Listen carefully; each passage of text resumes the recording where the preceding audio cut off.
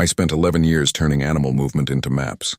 Wolves, grizzlies, elk done 40,000 GPS collar records a season every season, plotted as lines across a national park in northern Montana, and in 11 years of data, in 30 years of data, once I went back through the archive, there is one piece of ground that not a single animal has ever walked into.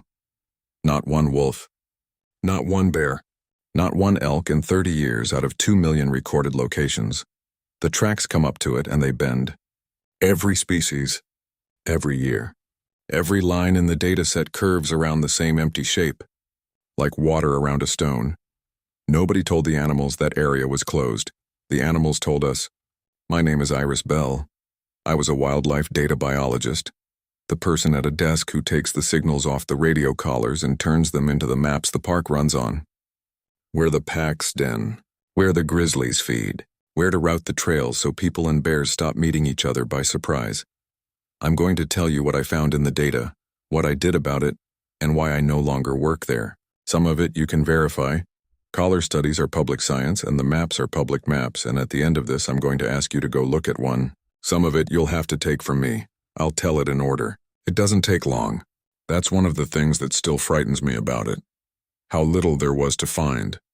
Once I knew where to look, the whole thing fit in a hole. You should understand what collar data looks like, because everything runs on it. A GPS collar on a wolf records a location every 30 minutes or every hour, forever until the battery dies or the animal does. 11 years of that across dozens of animals, and you stop seeing dots. You see behavior. You see the park breathing. Elk pour down out of the high country in October like someone tipped the map. Wolves stitch enormous loops week after week tight as sewing. A grizzly's whole summer looks like a man searching a house for his keys. You get to know the country through them. Better, honestly, than the rangers who walk it. Because an animal never lies about ground. A trail crew will tell you a slope is passable. An elk will tell you the truth. My supervisor was Dr. Hal Denning. He built the collar program in 1994, put the first units on wolves with his own hands, and he was 71 my last season, still coming in 4 days a week, still able to look at a bear track on a screen and tell you the animal's species. And usually it's mood. Everything I know, Hal taught me, including, at the very end, the one thing he'd spent 30 years deciding whether to teach anyone at all. I found it by accident, which is how everyone finds it. That turned out to be part of the story, too. I was building a density map. All species, all years, every location we'd ever logged, stacked into one image. 2 million points. You render it as a heat map. Bright where the animals live, dark where they don't. And the dark places all explain themselves. A lake, a cliff band, a talus field. Animals avoid what's useless to them.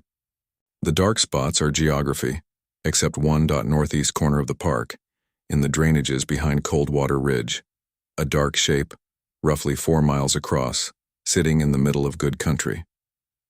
Timbered slopes, a creek through the bottom, south-facing meadows that should have been stiff with elk every June. 0 points. Not few, 0. In 30 years I did what you do. I assumed the data was broken, a projection error, a corrupted layer, a clipping mask somebody left in the file. I spent 2 days trying to prove the hole was a mistake. The hole was not a mistake. So then I did the thing that made it worse. I turned on the tracks, the connecting lines between points, and I zoomed in on the boundary of the shape, and I watched 30 years of animals refuse. A wolf pack, 1007, running a straight line at full travel speed, and then a turn, hard at the same invisible line and a detour of 9 miles around, and the straight line resumes on the far side. Elk herds that split at the boundary like a river at a bridge piling and rejoin beyond it. A young grizzly in 2015, dispersing hungry, crossing everything in his path for 200 miles, who came to that line and sat down. His collar shows him stationary at the edge for 4 hours, and then he turned around and went back the way he'd come, through a mountain range rather than walk 4 miles across. Nothing in nature does that. Animals cross highways. They cross burns, rivers, cities. Hunger beats fear every time, and that's the oldest rule in the data set. Something in there beat hunger. For 30 years. For every animal we ever collared. And here's the detail that kept me up that first night. The shape the tracks made. The boundary they all agreed on, wolf and elk and bear. Animals separated by decades who never met each other. It wasn't a blob. It wasn't organic. It had edges. The next morning, I pulled the park's official visitor map and laid my heat map over it, and the hole matched a management closure. Of course it did. There's a shaded polygon on the official map in exactly that spot, labeled the way parks label these things. Resource Protection Area, no public entry. It's been on the map for decades. Nobody looks twice. Every big park has them. Bear management zones, research closures, revegetation areas. Gray squares. You've walked past 100 of them on trailhead maps and never once wondered. I stopped never wondering that morning. And I want to walk you through the two problems, because they're checkable. And checkable is the whole reason I'm telling this publicly. Problem 1. A resource protection closure protects animals from people. That's its entire function. Keep humans out so wildlife can use the area undisturbed. But the animals weren't using it. The closure was protecting a place from people that the animals had already, unanimously for 30 years, refused to enter. The stated reason was impossible.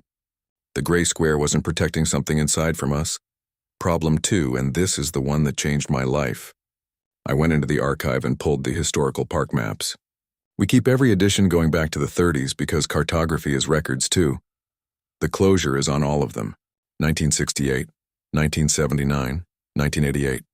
Same corner, same label, same gray, but not the same size. On the 1968 map, the polygon is small, maybe 1.5 miles across. On the 1988 map, it's 2.5. On the 2003 edition, 3. The current edition, a hair under 4 miles across. Nobody expands a protection closure every revision for 60 years.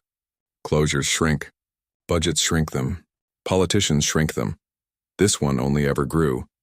And when I measured my data hole, the shape 2 million animal locations had drawn, it wasn't the same size as the current closure. It was bigger. By almost 0.5 mile all the way around. The animals weren't respecting our boundary. Our boundary was following theirs. Late. Somebody, every few years, was quietly redrawing the gray square to keep up with a line only the animals could see, which meant somebody knew the line was moving, which meant somebody was measuring it, somebody with access to exactly the data I worked on every day. Before I took it to anyone, I did one more search. And I want to tell you about it, because it's the moment this stopped being a puzzle for me and became something with a person inside it. I searched our incident database for the Coldwater Ridge drainages, not wildlife records and human records. Search and rescue. There was one big case, August 2019. A solo hiker, 31 years old, experienced, well-equipped, on a legal off-trail route through the northeast corner.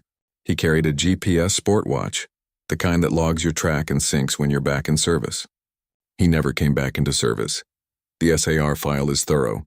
11 days, dog teams, 2 helicopters, 140 searchers at peak. They recovered his last synced track from the watch company. A clean, confident line moving well, no distress in the pacing at all, and it ends. Mid-stride at 4:17 in the afternoon, at a point I didn't have to plot, I plotted it anyway. The track ends 11 meters from the boundary of the gray square. 11 meters from the line the animals drew, walking straight at it. And here's the part that made my hands go cold at my own desk 3 years after the fact. The SAR file includes the search grids, the map of every segment every team covered, shaded in as they cleared it. 11 days of grids. They searched the drainages north of the square. South of it, the ridge above it. They flew the creek twice. The polygon itself is untouched. Not one grid cell inside it. 140 people spent 11 days searching around a 4-mile hole that their own subject's last known point walked directly into, and the file never mentions it. There's one line in the operations log, day 2, in the incident commander's hand. RPA closure segment assessed as low probability. Resources allocated elsewhere. Low probability. A closed area, no public entry. Dense timber. Directly on his heading. Assessed as low probability and never entered. And no one on a 140-person operation asked why. Unless someone had already answered why, quietly, to the only person who needed to know, the case is still open. His mother still posts in a hiking forum every August. I've read her posts. She believes he's in a ravine somewhere unfound because the country is big and searches are imperfect. The country is big, searches are imperfect, And the grid map has a hole in it shaped exactly like the one in my data. That was the point of no return for me. A missing man I could have lived with. A missing man plus a search that flowed around the same shape the elk flow around. That I could not put down. Somebody was steering rescues, which meant somebody was choosing in real time with a mother waiting at a trailhead to leave the square unsearched. I needed to know who. So I took all of it, the heat map, the additions, the SAR grids, to the person I trusted most in the world. I took it to Hal Denning on a Thursday afternoon, with the maps under my arm and my heart going honestly, like a grad student's, and because I thought I'd found something. I thought I was about to be impressive. I got 2 sentences in. Hal looked at the heat map for about 4 seconds, and then he got up and closed his office door and sat back down, and he looked at me for a long moment with an expression I'd never seen on him in 11 years. It wasn't surprise, it was grief. It was a man watching something arrive that he'd known was coming. And he said, "How much of it have you told anyone? Not what is it? Not are you sure? How much have you told anyone? Nobody. I came straight to you." And Hal Denning, 71 years old, founder of the program, the most rigorous scientist I have ever known, put his hand flat on my printout, over the gray square, the way you'd put your hand on a Bible or a wound. And he said, "Good, then sit down, Iris, it's yours now. And I'm sorry." Here is what Hal told me with the door closed, in the voice of a man finally setting down a pack. He'd found the hole in 1996 and 2 years into the program. With a data set 1,000th the size of mine, it was thinner evidence then, just a suspicious gap. He took it to the park's chief scientist the way I'd just taken it to him, and the chief scientist closed his door and pulled a folder and showed Hal the map additions, and told him what Hal was now telling me and what I am now telling you, because that is apparently how this works. It's handed across a desk, one keeper at a time, going back farther than the collar program, farther than the maps in our archive, a relay of quiet people whose job it became to keep one polygon honest. "There's no file on what it is," Hal said. "I want you to hear that clearly because you're going to go looking, and I need you to not waste your life the way I wasted mine. There's no incident report, no study, no photograph. Every generation somebody decides the not knowing is unbearable and tries to document it, and every attempt produces nothing. Not scary nothing, just nothing. Cameras that record other things. Instruments that were pointed slightly wrong. Notes that don't say what the person swears they wrote." I asked him how he knew that, whether that was lore handed down the relay with everything else or whether he'd tried. And Hal looked at his hands for a moment and said, 2001. I tried. He'd done it properly because Hal did everything properly. 12 trail cameras, the best available, mounted on the outside of the boundary, aimed inward, staggered along a mile of the line. Fresh batteries, sealed cases, 30 days. If anything living crossed that line in a month, in either direction, he'd have it. 41,000 frames, he said. I went through every one. You want to know what 30 days of the inside of that place looks like? He pulled the folder up. He still had it. And he walked me through it, and I want to describe it carefully, because it is the most frightening set of photographs I have ever seen, and there is nothing in any of them. That's the finding. Nothing. 41,000 frames of green, sunlit ordinary timber, and in a full month, not one animal. Fine, we knew that. But listen, not one bird crossing frame, not one insect on a lens, no moth at the infrared at night, no spider building across a housing, no deer mouse investigating the strap. 12 pieces of warm plastic in a living forest for 30 days, and the forest sent nothing to touch them. Any wildlife camera anywhere on Earth collects a small zoo of accidents in a month. These collected 0. The place wasn't empty. It was observed. And everything small enough to wander knew better than to wander there. And the 12th camera, Hal said, and stopped, and started again. The 12th camera worked perfectly. Every frame accounted for. But when I collected it, the mounting strap was buckled one hole tighter than I buckle a strap. I've mounted 1,000 cameras. I buckled to the 3rd hole. It was on the 4th, that's all. That's the entire anomaly from the most rigorous documentation attempt ever made on the gray square. No figure in the trees. No missing hour. A strap, rebuckled, snug, careful, by something that had taken the camera down, in a forest where nothing moves, and looked at it or into it, and put it back neatly. So the record would show nothing. Because it understood what a record was. I never mounted another camera, Hal said. Not because of what I might capture. Because of what the strap meant. It doesn't avoid our instruments, Iris, it maintains them. He said, it doesn't hide, Iris, hiding would leave a shape. It's simpler than that and worse. It doesn't record. It exists in exactly one medium's, its edge. The line where everything alive stops. That line is the only picture of it there will ever be. The animals trace it for us every day for free. Our whole job, the real one under the one on the org chart, is to keep copying their line onto our map. So the trail crews route around it. So the backcountry sites stay outside it. So nobody builds anything or camps anywhere or sends any search team inside a boundary that the official record can never justify out loud. I asked the obvious question. I asked what happens inside it, and Hal was quiet for a moment. And then he turned to his own terminal and pulled up a file he did not have to search for. A file he kept, I understood later. The way you keep a photograph of someone, and he said, I'll show you the only answer I have. It cost 6 wolves. The file was collar data. The Coldwater Pack. 6 collared animals, October 2016. Hal had known that pack since they were pups. He talked about wolves the way other men talk about their children, and I want that on the record before I read you the numbers. That October, in a hard early winter, chasing elk, the Coldwater Pack did the thing no animal in 30 years had done. They crossed the line, and Hal watched it happen the only way anyone will ever watch anything happen in there. In the data, 6 signals updating every 30 minutes, from inside the gray square. He read it to me off the screen, flat, like a man reading names off a wall. 2:14 a.m., collar 7 switches to mortality mode. That's the signal a collar sends when it stops moving entirely for a fixed span. The animal is down. 2:19, collar 3, mortality. 2:26, collar 5. 2:31, collar 2. 2:39, collar 6. 5 wolves. 25 minutes. Evenly spaced, almost politely spaced, in a line running deeper into the square, each one a few hundred meters past the last. Something had met them at the boundary and walked them down, one at a time in order at its own pace.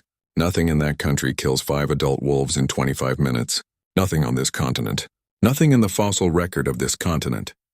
And collar 4? I said. You said 6. And Hal looked at the screen. And this is the moment I understood that he had been carrying this alone for nearly 30 years. Because his voice, this dry, precise, 71-year-old scientific voice, and came apart on a single word. 4 was the breeding female, he said. 4 kept transmitting. 4 moved, Iris.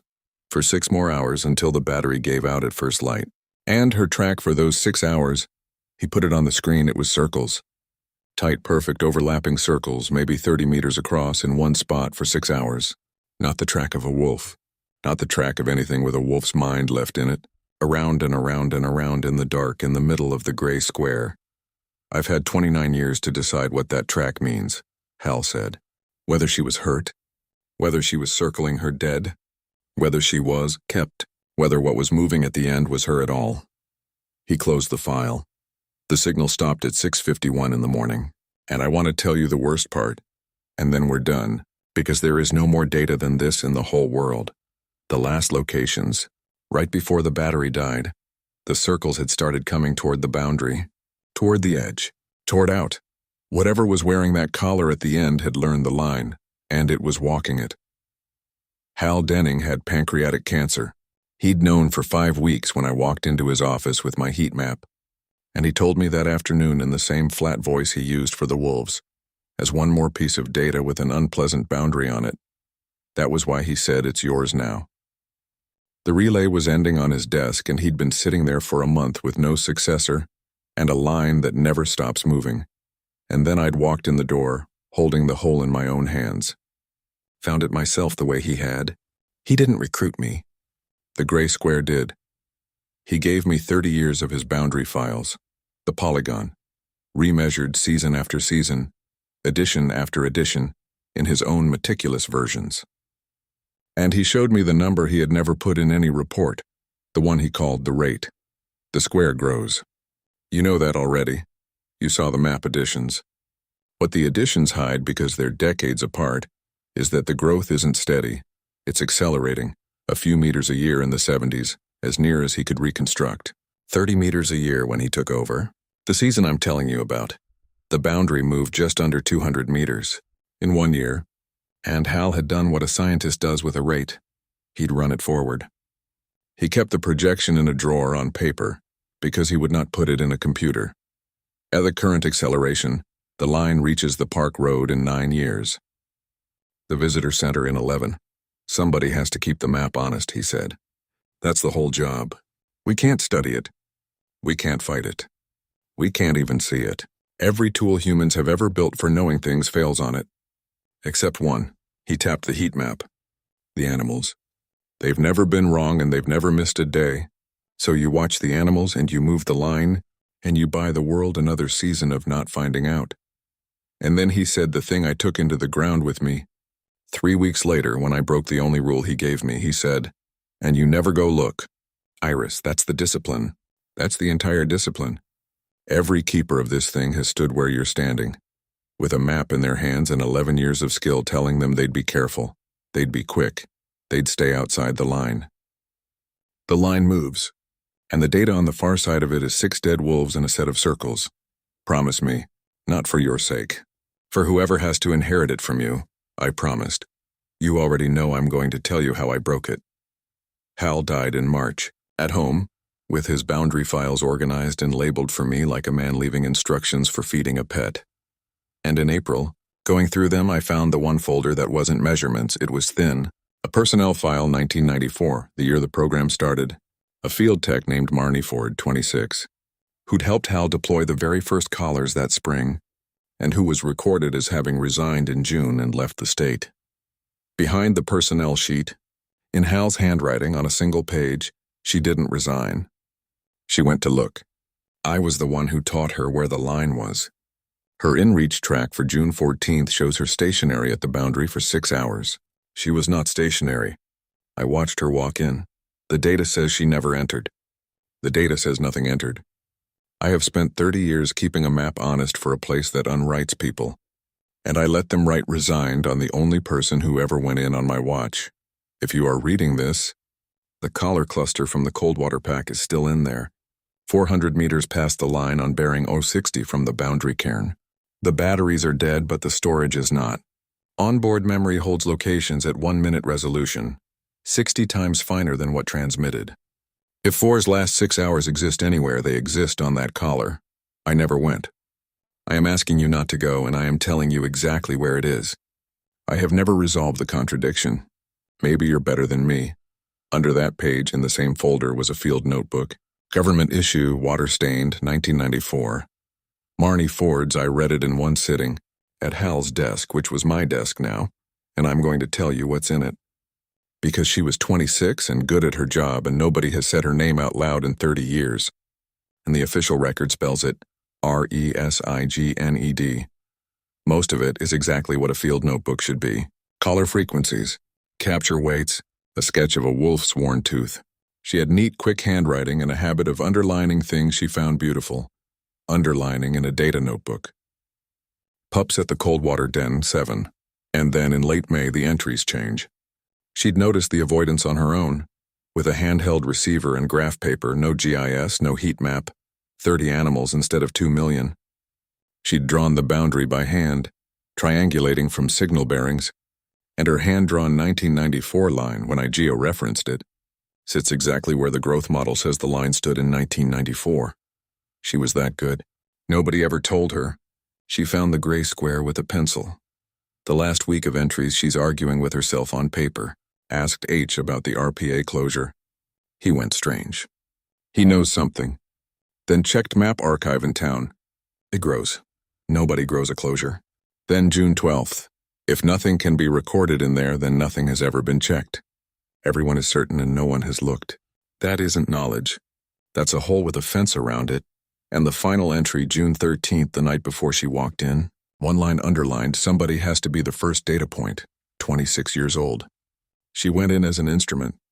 She took her in-reach because she believed, the way I believed, the way every scientist who has ever died of curiosity believed, that if she just carried the recorder in herself, held it in her own hand, the place would finally have to write something down. The place did not have to do anything. I closed the notebook and I sat in Hal's chair for a long time.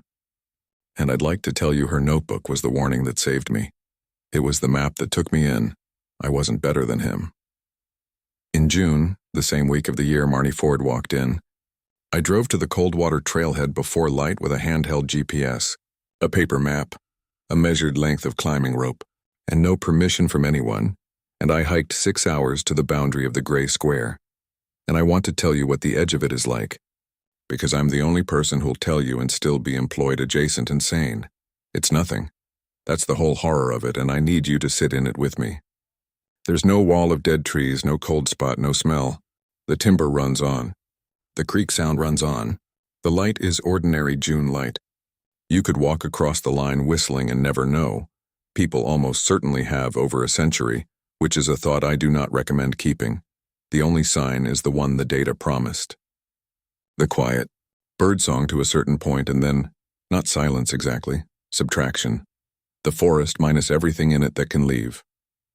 I stood at the line Hal's files put under my boots, and on my side there was a squirrel scolding somewhere behind me, and on the other side, 4 miles of green, sunlit, breathing country in which nothing had moved that could choose otherwise since before I was born. I tied the rope off to a white bark pine on my side of the line.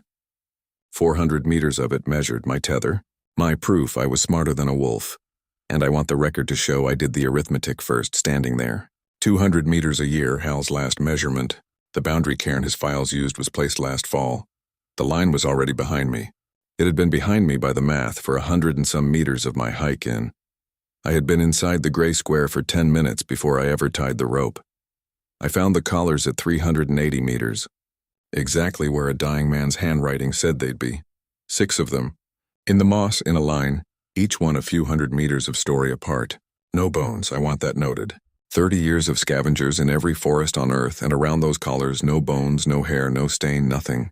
The collars sat on the moss like they'd been set down. I took collar 4, only collar 4, and I would have turned back then. I want the record to show I was already turning, except that 4 steps past the last collar, on a flat stone the size of a dinner plate, there was something that did not belong to any wolf, an inReach. First generation, the old yellow housing gone gray, the screen crazed with 30 years of freeze and thaw, sitting in the exact center of the stone, square to its edges, placed, the way the collars were placed, the way the camera strap was buckled. By something with a sense of neatness and all the time in the world, Marnie Ford's device did not walk to that stone. Her last track ends at the boundary, standing still, 6 hours. Something carried it 390 meters in over the years, past the collars, and set it out on a stone like an offering, or like a return, the way a cat returns things. Press 'em, and this is the reading I can't shake loose, the one that comes at 3 a.m., like bait on a table, set out where the next keeper would have to bend down in the open, with her back to the middle distance to pick it up. I picked it up. Of course I picked it up. It weighed nothing.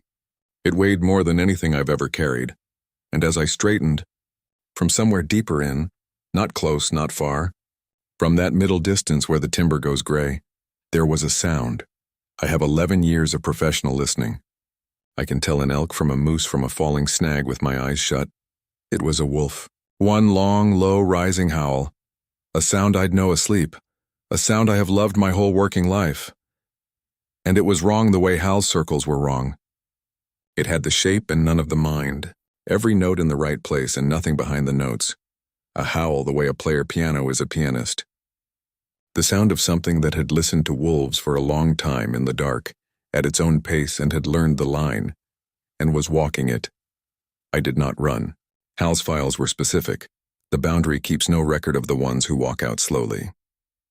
I put the collar in my pack and I turned around, and I paid myself back along that rope hand over hand like a diver, and I walked out of the gray square at the speed of a woman being watched by a forest, and I did not look at the middle distance, and the howl did not come again.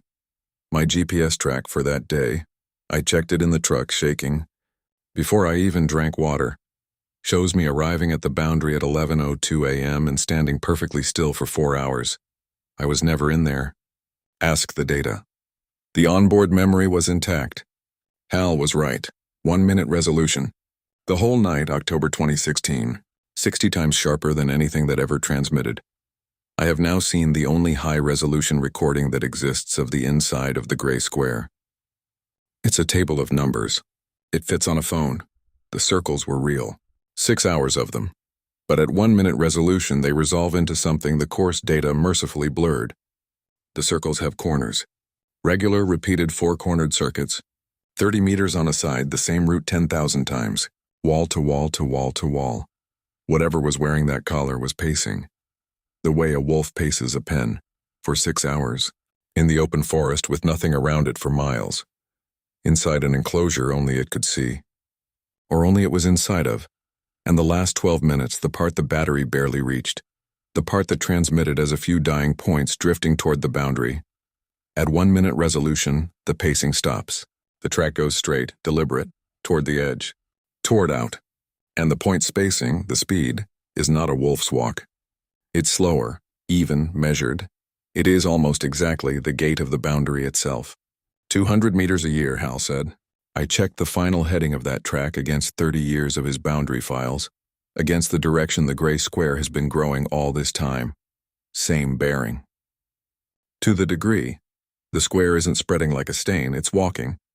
Something in there has been walking, for at least 60 years at its own patient pace, in one direction, and the growth rate isn't a rate, it's a stride, getting longer. The inReach took 3 weeks to give up what it held. The battery chemistry was dead beyond reviving. A data recovery specialist and a friend of a friend, who was told it was retrieved from a decades-old avalanche site, God forgive me, pulled the memory directly off the board. The track log confirms what Hal watched from the office 30 years ago. Her line approaches the boundary on the morning of June 14, 1994, and stops.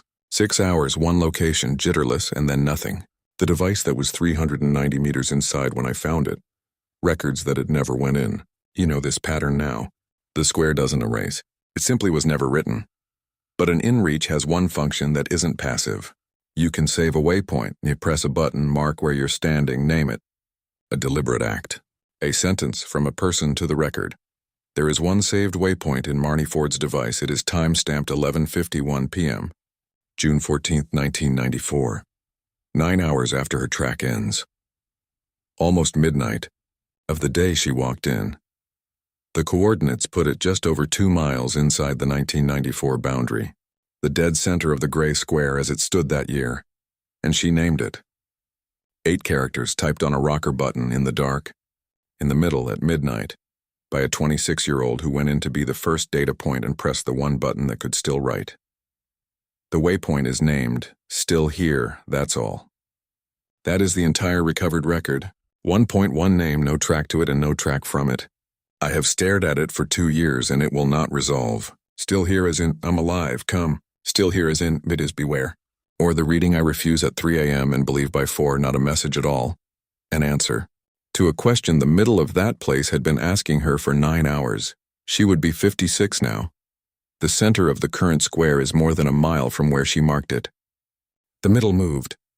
Whether anything in the middle moved with it, the record, as always, declines to say. I'll give you the numbers one last time, the way Hal kept them. Because the numbers are the monster and I want them in your head in order. A few meters a year, in the 70s, 30 a year, in the 90s, when a girl with graph paper found the line. 90 a year, the season the wolves crossed, 200. The year Hal died. The line has crossed 2 backcountry campsites since the 80s, both quietly retired for revegetation. It crosses the Coldwater Trail itself within 4 years. The reroute is already surveyed, filed under maintenance, 9 years to the Park Road, 11 to the Visitor Center, where the relief map stands in the lobby with a small gray shape in its northeast corner that children put their fingers on.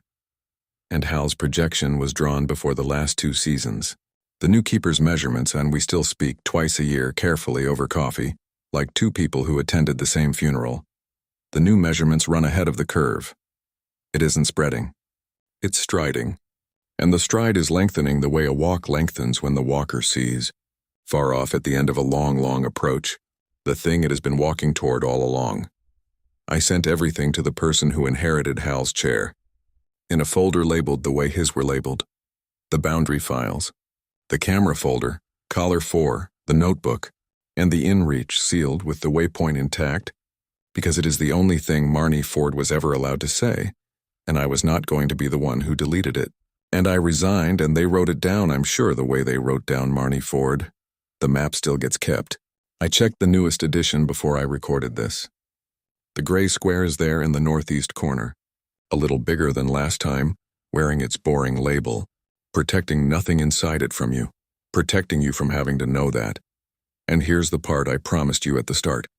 The part you can do tonight. And I genuinely wish I could tell you not to. Pull up the official map of any big national park. Any of them. Find the gray polygons and the closures with the calm names. Resource protection, revegetation, research area. Most of them are exactly what they say. Trampled meadows, bear feeding grounds, real honest boring closures. But every old park has one that's been on the map longer than anyone can source. One that never shrinks. One with no study attached, no end date, no photographs from inside. A gray square that every edition of the map has quietly, faithfully copied forward for 60 years, the way you'd copy forward a debt. The animals know which one it is. They've always known. 2 million data points and not one of them inside. We only found out because we put radios on the wolves. Imagine what we'd know if we could put one on the thing that's pacing. Imagine what it learned. For 6 hours wearing one. Go find your gray square. It's on the map right now. It's been on the map your whole life. Just check the date on the map and then check the newer one.